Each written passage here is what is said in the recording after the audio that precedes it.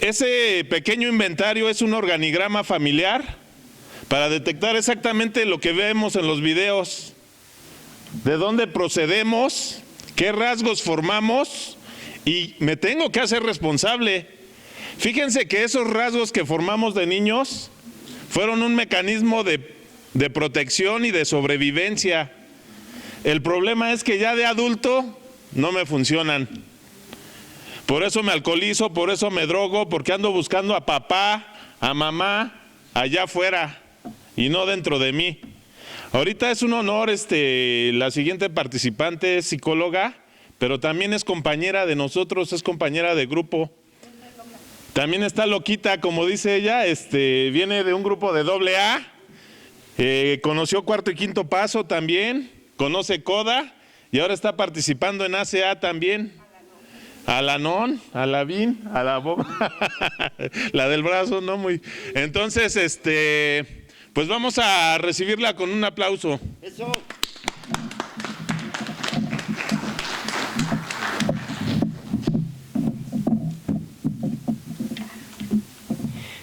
Buenas tardes, compañeros. Pues mi nombre es Jenny Ramos, soy psicóloga clínica. He tenido que hacer especialidades para poder seguir entendiendo el comportamiento humano. Mi base es psicoanálisis. También me fui del otro lado a conocer un poco esto de la psicología positiva y el mindfulness, ¿no? Y actualmente, bueno, estoy trabajando las raíces de la infancia a través del trauma, ¿no? Que es mucho de donde proviene la enfermedad. Pero mi fuerte es la codependencia y el trabajo emocional, porque fue lo que me hizo llegar a elegir la carrera de psicología, ¿no? Yo no elegí ser psicóloga cuando tenía 18 años porque andaba yo viendo qué quería estudiar. En esa época simple y sencillamente no sabía ni qué quería. Me equivoqué 4 veces de carrera y la quinta, a mis 30 años, fue que elegí estudiar psicología meramente por poder encontrar una respuesta a todos mis problemas emocionales. Fui paciente psiquiátrico y en esa inter fui adicta a muchas sustancias. Perdí muchos años de mi vida en estas adicciones y en estas conductas emocionales y entonces intenté encontrar una respuesta y en el camino previo a estudiar psicología, yo ya llevaba bastantes 24 horas en el grupo, porque en el programa después, y como compartía el compañero, ¿no? Mi fuerte es justo mi propio trabajo personal. He estado en varias agrupaciones, no porque me inviten o porque sea curiosa, sino porque mi necesidad emocional me llevó a estar en cada una de ellas en su determinado momento, ¿no? Nací en AA, Cuarto y Quinto Paso, después estuve en un tradicional, de ahí estuve en CODA, después Alanón y ahorita pues aquí con ACA, ¿no? Entonces el tema de hoy que vamos a tocar es las familias disfuncionales, ¿correcto, padrino? Las familias disfuncionales desde el punto de vista médico, pero bueno, como veo que estamos en familia, no voy a ser tan técnica, entonces voy a hablar desde lo médico, pero también explicando un poco con ejemplos para que nos vaya quedando claro, ¿no? Yo creo que actualmente el hablar de una familia disfuncional es muy amplio, porque todas tenemos diferentes problemáticas, ¿no? Siempre lo relacionamos donde hay un adicto o un alcohólico. Pero yo les puedo decir que hay desde niños, adolescentes y adultos que no gestan su enfermedad a través de una sustancia externa, alcohol, drogas, cigarros, lo que sea, ¿no? Sino que hay otra parte de enfermos que sustentan la enfermedad a través de las emociones. Yo soy una codependiente porque yo no tomo ni me drogo con sustancias externas, pero sí internas. ¿Cuáles son esas sustancias internas? Las que genera mi cerebro, oxitocina, dopamina y muchas más que hay, que en la psicología tienen un desenlace emocional, o sea, hay una emoción en cada una de ellas, ¿no? Entonces, entendiendo que las familias disfuncionales es una amplia gama de defectos, voy a tratar de que expliquemos qué es una familia disfuncional en términos más clásicos, ¿no? A ver si están de acuerdo conmigo. Una familia disfuncional simple y sencillamente es donde los miembros principales de esa familia, que en este caso tiene que ser papá y mamá o quien haga esos roles, son personas que no alcanzan a cubrir las necesidades de los más pequeños, de los infantes, que son los procreadores o son los que van a crecer y se tienen que sustentar en esa familia. Lo voy a repetir. El papá y la mamá ya están estructurados, ya son adultos que procrean hijos y ellos son los responsables de que este niño se estructure en una familia para posteriormente pertenecer a una sociedad. ¿Hasta ahí estamos de acuerdo? La familia disfuncional viene donde estos dos padres, ¿no?, carecen. Escuchaba al padrino Pipo, escuchaba algo muy cierto, ¿no? No vamos a culparlos, ¿no? No vamos a decir, es que fallaron como padres, no. Carecieron de herramientas para poder hacer la crianza de sus hijos de manera distinta. Ellos, al igual que yo, repetimos patrones de familias, ¿no?, anteriores, como fuimos educados, y nos tocó repetir otra vez esa crianza. Escuchaba al padrino People decir, pues yo creía que estaba bien ir a casi quemar la escuela porque se están metiendo con mi hijo, ¿no? Lo enseñé a que golpeara para que se defienda, y yo diría, y para que no me esté chingando, yo no esté ahí todo el día en la escuela, que a mí me caga estar en las direcciones, ¿no? Pero en el fondo lo que yo estaba haciendo era evitar enfrentar algo que yo tenía que hacer por ese hijo, ¿no? Entonces empezamos en estas familias disfuncionales, el papá y la mamá, aunque son papá y mamá de nombre o porque te mandan a llamar en la escuela o porque alguien te dice mamá y papá, sabes que eres mamá y papá, pero no saben hacer el rol, no saben lo que significa ser un padre y una madre, que ahorita vamos a hablar de eso. Ajá. Entonces muchas veces en esta sociedad, sobre todo en la sociedad mexicana en la que nosotros nos regimos, el no casarte, no tener hijos a cierta edad, ya eres solterona, la quedada, ¿no? Ese güey no tiene ni hijos, ha de ser gay, ¿no? Con todo el respeto a la comunidad. Me refiero que en esta cultura que nosotros tenemos hijos de manera inconsciente. Yo les voy a contar algo bien personal, ¿eh? Me acuerdo que antes de tener hijos yo decía, ay, sí voy a tener 3. O sea, no, yo me creía a Dios, ¿no? Y van a ser puras niñas porque no quiero niños. No quería niños, traía yo un problema con la crianza de un hijo hombre. Y van a ver cómo es la vida, ¿no? Y entonces me caso muy chica y tengo a mi primer hijo. Bueno, desde el embarazo yo pensaba, pero no lo decía, porque si lo decía, en mi familia disfuncional, donde yo veía a todas mis tías llenarse de hijos y todas decir que eran felices y que su adoración eran sus hijos, ¿cómo carajos yo iba a expresar algo que yo sentía y pensaba? Yo decía, ¿de dónde chingados sacan que la maternidad es bonita?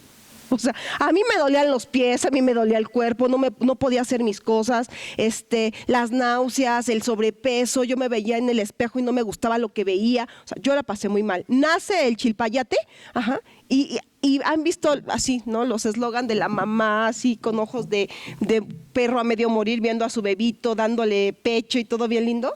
Bueno, la primera vez que yo di pecho casi quería aventar al chamaco y jamás, nunca en la vida permitirle amamantarlo. Mi familia me dijo, sobre todo mi tía y mi madre me dijo, eres una mala madre, ni las perras dejan sin alimentar a sus hijos. Y se me fueron las dos encima y me tiraron en la cama para agarrarme de los brazos y poderme pegar al bebé. Me obligaron un mes a poderle dar el famoso calostro, ¿no? ¿Qué quiero dar a entender con esto? Que realmente yo lo estaba sufriendo, pero la estructura de mi familia me obligaba a hacer cosas donde yo quería rebelarme y no podía, porque estaba mal.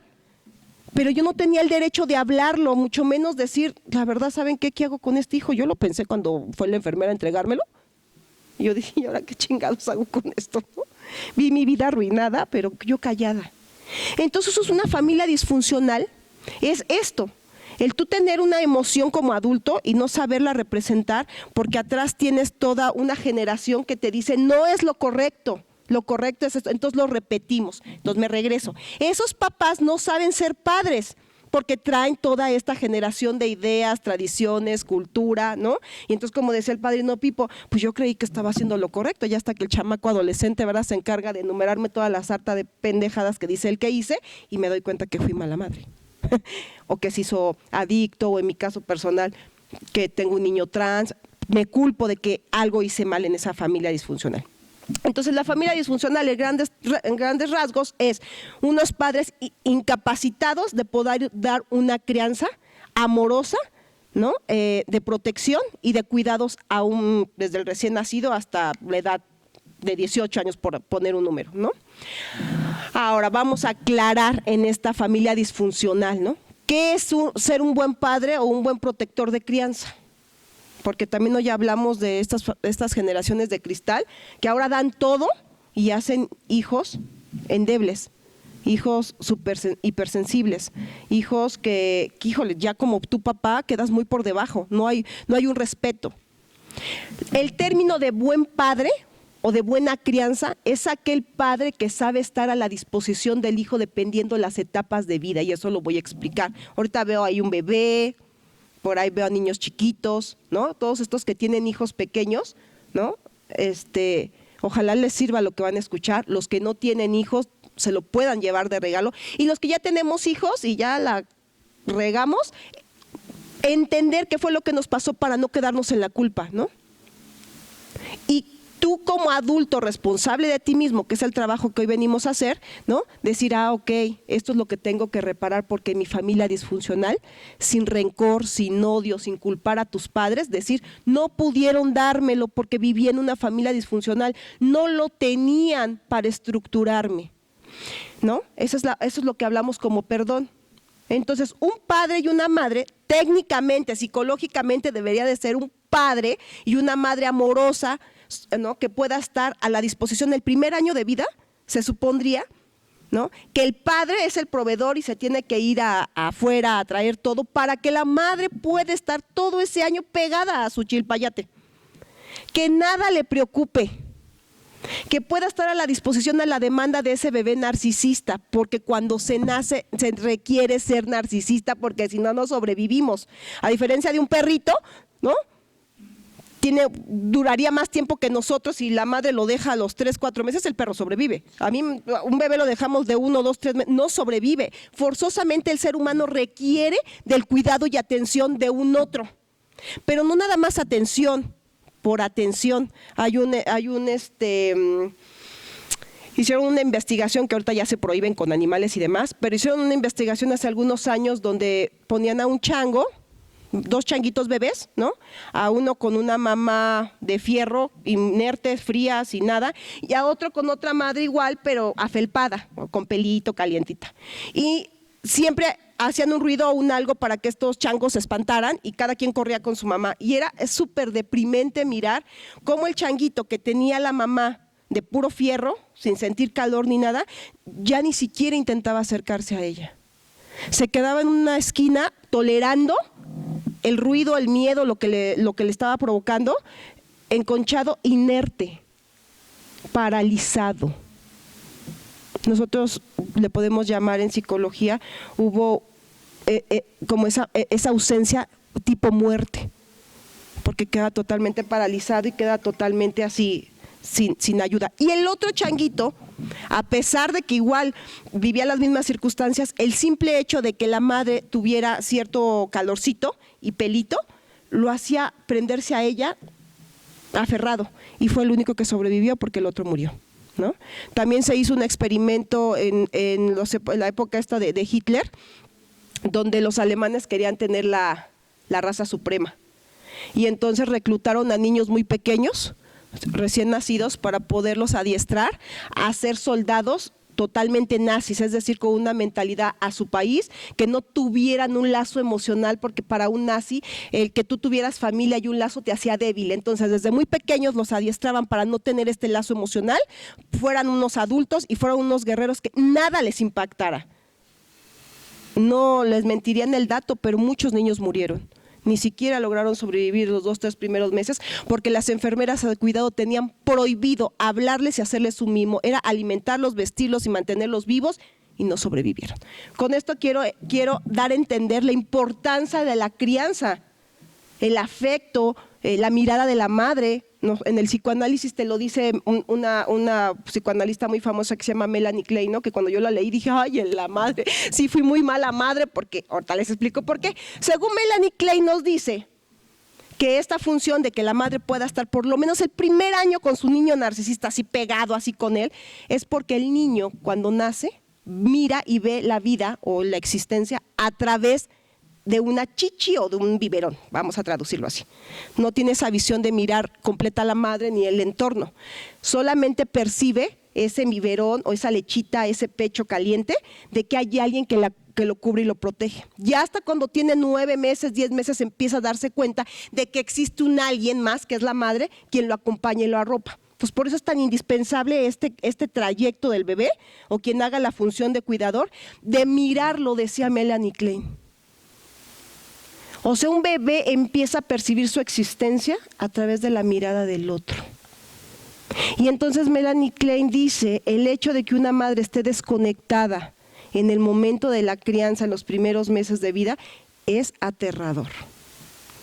O sea, desde esa edad tú ya al niño le estás inculcando todas estas emociones de abandono.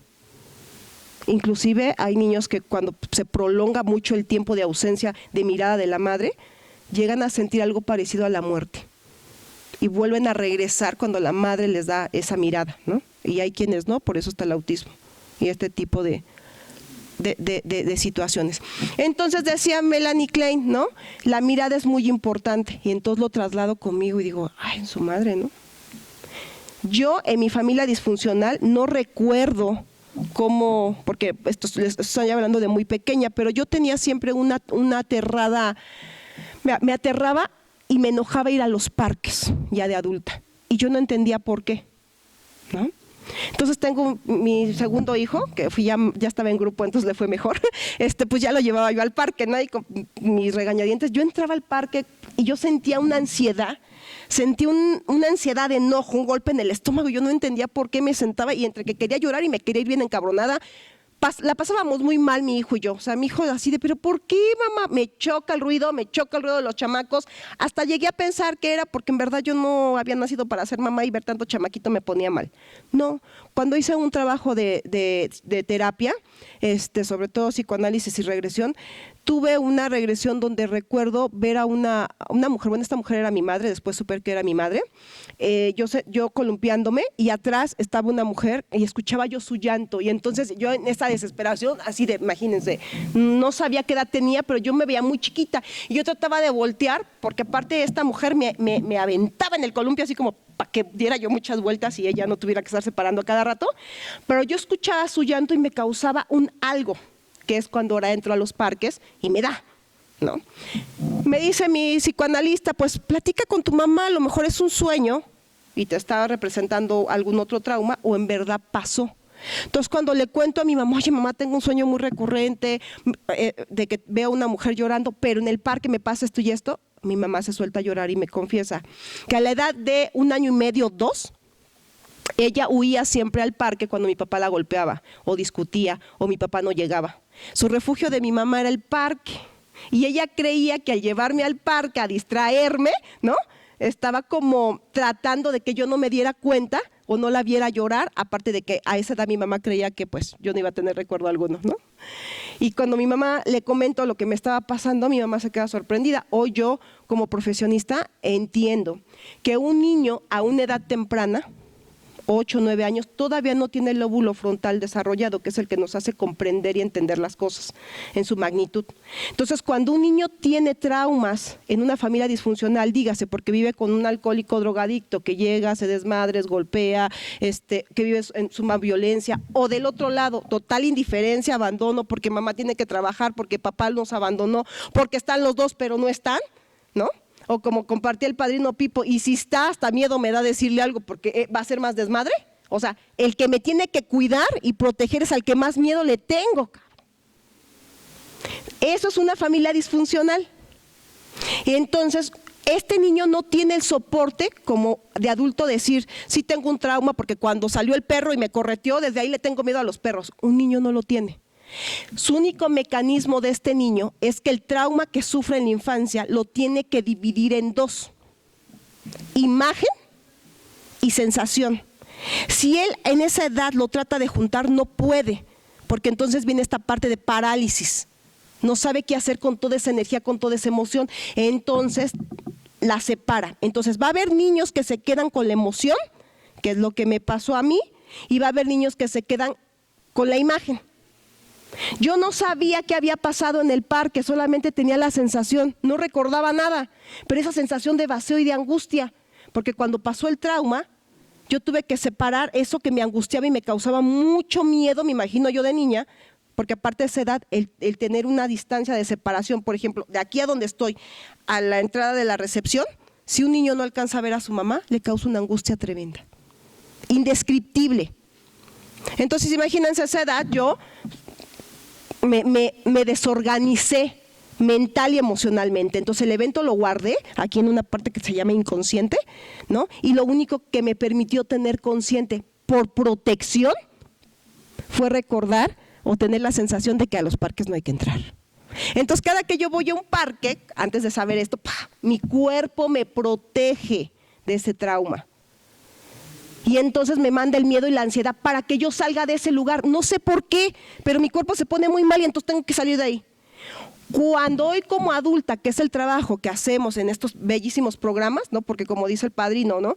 El programa y toda la ayuda externa que necesites, psicólogo, psiquiatra, lo que necesites es justo para poderte estructurar esa estructura que no tuviste en la infancia por estas familias disfuncionales. Hoy como adulto, tú tienes que buscar esas herramientas que ni tu familia tuvo para dártela y por consiguiente que tú tampoco tienes, las tienes que buscar. Y entonces empiezas a estructurarte y en esa estructura empiezas a armar como rompecabezas tu vida. Y entonces cuando me pasa esto que yo armo esta situación y ahora cada que yo entro a un parque, no es que se haya ido la emoción, sino como ahora la entiendo y la comprendo, puedo tolerarlo. Puedo aprender a vivir con ello, puedo aprender a perdonar, a sanar.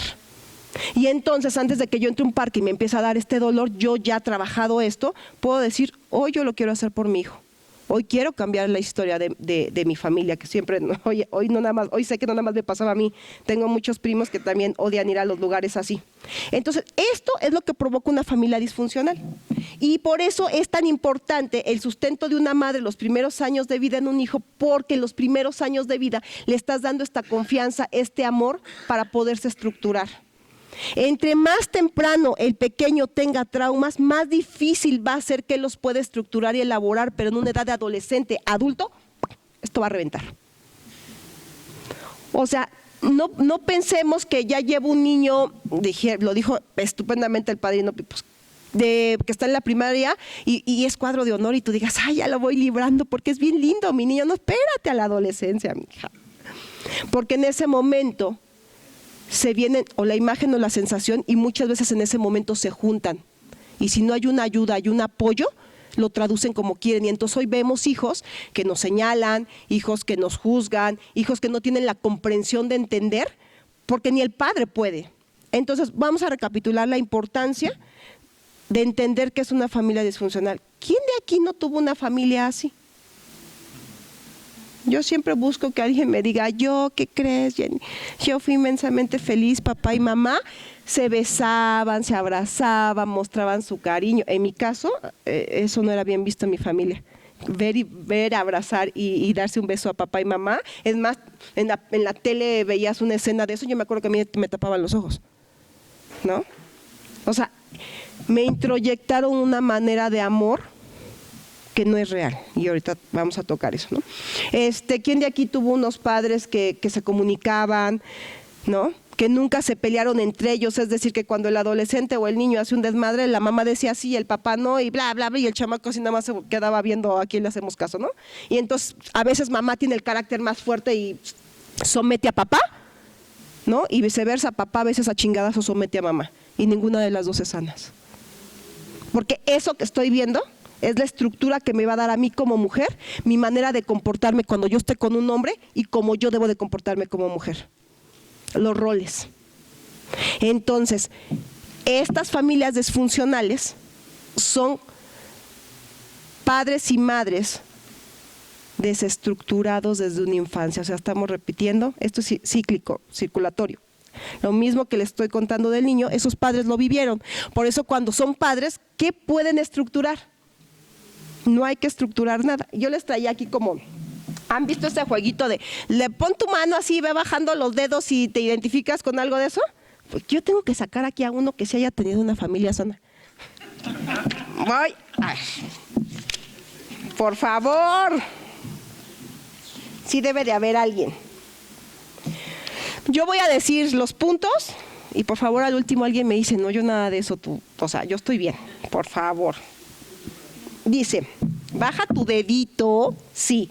¿Te hacías cargo de las necesidades del hogar, de tus padres o de tus hermanos cuando realmente eso no te correspondía? Se llama parentificación.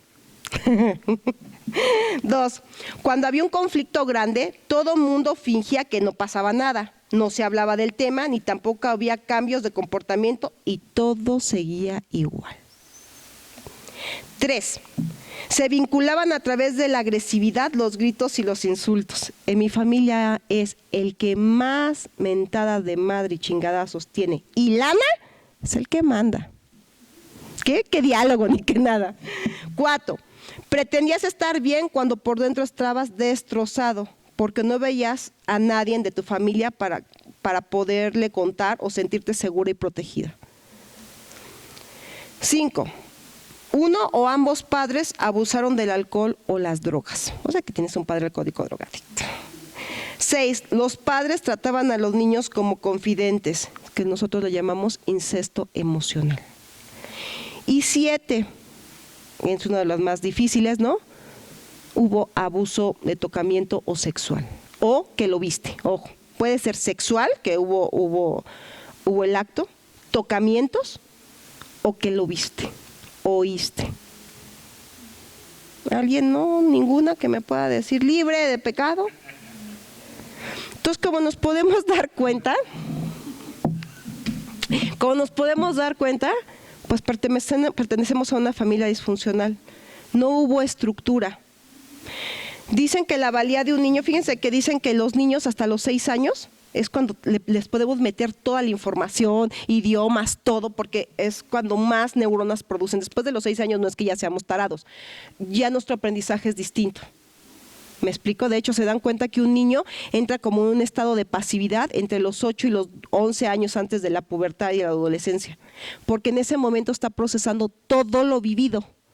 Todas las normas que se le pusieron en casa, todo lo que sí debe, lo que no debe, lo está procesando. Y entonces vienen los diablos en la adolescencia, que ahí se nota cómo recibieron la información y cómo la tramitaron. Y de ahí viene el adulto, que ya no podemos controlar como padres porque ya empiezan a ser individuos, ¿no? Y como decía el padrino, nos toca prepararnos como padres para poder estar al lado de este hijo cuando solicite la ayuda. Y digo cuando solicite la ayuda porque luego muchos padres por culpa siguen repitiendo el rol de familia disfuncional disfrazado de amor por el hijo, amor por la pareja, amor por lo que sea, y siguen rescatando y resolviéndole a hijos de 30, 40 años, ¿no? Siguen sosteniendo alcohólicos, drogadictos desde el amor de madre, pareja o hijos, ¿no? Entonces, todo esto crea una familia disfuncional y bueno, cuando este niño crece y se relaciona con alguien y tiene hijitos, ¿qué creen? Se vuelve a repetir el patrón. Yo les preguntaría, ¿y entonces qué estamos condenados a vivir toda la vida así todos desestructurados y ver a los nietos y a los bisnietos? No, justo por eso hoy venimos como a pasar ese mensaje, ¿no? Hoy necesitamos empezar a entender que eso ya nos tocó vivir, que así ya estamos estructurados o mal estructurados, pero hoy con conciencia y como adulto, pues porque fue una terapia, porque andaba yo papaloteando y logré entrar a una junta y resulta que era de acá que estaban hablando de cosas y algo me pegó. Desde ese momento empiezas a hacer conciencia de que tú eres responsable del trayecto de tu vida y de los cambios de tu vida. Sí es necesario trabajar todo ese dolor, todo ese abandono, ¿no? De decir, pues sí, la verdad es que yo sí vengo de una familia donde papá golpeaba a mamá, donde no. Pero lo dijo con unas palabras hermosas el padrino. Para ellos en esa época hacer eso estaba bien. A ellos así los educaron. Yo vengo a un programa, sobre todo en ACA, que se trabaja la estructura justo disfuncional de la familia, no para culpar y responsabilizar la crianza, porque entonces quedarnos en algo que al ser humano le encanta, que se llama víctimas. Yo en las sesiones, ya como profesionista, híjoles, luego yo sí antes de empezar una sesión, y sobre todo cuando ya llevo 2, 3 sesiones con el paciente y ya me intolera, Me voy a derrotar al baño con mi poder superior. Digo, ay, por favor, Dios, dame paciencia, porque si fuera mi ahijado, sí le digo, a ver, pendeja, ¿no? Pero pues al paciente no le puedo decir, a ver, pendeja, ¿no? Porque es bien difícil trabajar con alguien. Miren que el que trae culpa me es más fácil, porque ya va de pechito, ¿no, padrino? Ahora lo tengo que levantar para que no se deje ni se eche toda la culpa. Pero la que viene en la victimez, la que es la buena, la que no entiende por qué le hacen, por qué la abandonan, por qué sus hijos ahora no ven por... Dios santo. Las chabelitas. Madre mía. Pero da más tristeza cuando esa chabelita llega con 12, 13, 14 años y entonces yo veo la estructura y digo, ¡ay! Ya la están educando para que cuide al borracho, al alcohólico. O sea, es un terror. Y luego la mamá cuando termina, así como el padrino Pipo que quiere ir a quemar la escuela, así me tocan las locas y locos. ¿Y cómo la viste, doctor? No sé por qué nos dicen doctora, no somos doctores, somos psicólogos. Bueno, sí, doctores de la mente. Doctora, ¿cómo la viste? ¿Tiene remedio? Y yo, su pinche madre. Al inicio de mis consultas, ¿no? Yo traía este rasgo de padrino, madrina, ¿no? Entonces yo decía las cosas, ¡pah! Y me quedaba sin paciente. ya no me traían al chamaco, ya no me traían al adolescente, porque espantaba al papá cuando le decía, pues tu hijo está bien, el problema son ustedes y a los que necesito en terapia son ustedes. Alterno a él. ¿Y saben qué sucede? Se indignan y se enojan y creen que lo que yo quiero es sacar 2 terapias más la de su hijo 3 y lo multiplicaban por lo que cobro y ¡pip! Nada más nos quiere sacar dinero. Yo que estoy en programa sé que tu recuperación es tiempo, dinero y esfuerzo. Pero a alguien que no lo tiene, se le dificulta entender que en una familia disfuncional, el que crea problemas, dígase adicto, drogadicto, perdón la expresión, pero así en mi familia se les llamaba, la puta, porque ya tiene otro hijo de otra y le encanta andarse acostando con uno y con otro, ¿no? El adicto al juego, el que es infiel, ¿no? El hijo que anda dejando hijitos regados, ¿no? Ese lo quieren desaparecer y entonces lo quieren llevar a terapia, lo quieren llevar al grupo, lo quieren llevar al anexo para borrar todo eso, es la vergüenza. Y lo que se tiene que entender, en psicología nosotros le llamamos es el síntoma. Ese enfermo solo es el síntoma, es en esa desestructura de este enfermo, que no lo sabe hacer de otra manera, se va a requerir agarrar de un algo externo, que en el alcohólico, drogadicto, la sustancia y en la emocional como yo, de parejas, para poder gritar, estoy harta, lo quiero hacer distinto, aunque no sé cómo, entonces voy a hacer un desmadre. ¿Y qué pasa con la familia? Nos avergüenza que ese miembro esté gritando a los 4 vientos que la familia no está bien, ¿no? Porque así llegan los papás a las consultas. Yo luego les cuestiono y les digo, ¿tienes consciente por qué traes al adolescente al niño? Ay, es que no lo dicen con palabras, pero sus acciones les da culpa y les da vergüenza, otro mal que tenemos que trabajar, ¿no? Entonces, la gente que llega con culpa y vergüenza, ¿se puede trabajar con ellos? Es difícil, se puede porque se tiran mucho, pero las chabelitas es horrible. ¿Por qué creen ustedes que las chabelitas, las que viven en la victimez, tanto adultos o las que están criando para ser chabelitas, es tan difícil trabajarlas en cualquier terapia, en cualquier índole de ayuda? ¿Alguien sabe por qué? Exacto. No tienen la capacidad de aceptar que ellas son responsables del acto que está sucediendo. ¿Y saben por qué no son capaces de aceptarlo? Porque desde su infancia, en esa estructura que tuvieron, nunca las enseñaron a mirarse o a mirarse como hombres. Entonces, como te crían para complacer, para estar bien con el entorno, no para mirarte, cuando llegan a una terapia o llegan a sentarse a la primer plática de ACA, hasta hay quien no entiende nada, porque el cerebro se protege y dije, no, está diciendo que somos nosotros, no es cierto, es el papá, es el marido, son los hijos, no soy yo, no, ay no, y no regresan, ¿no? O hay quien se enoja porque lo que está escuchando se le hace familiar, pero como lo están diciendo que ellos son los responsables, no lo aceptan. O sea, ese mismo diálogo, si tú me dices que es mi papá, mi pareja, me quedo. Sí, a eso vengo. Hasta que me entienden. Es que ese hinche borracho, es que esa pareja, ¿no?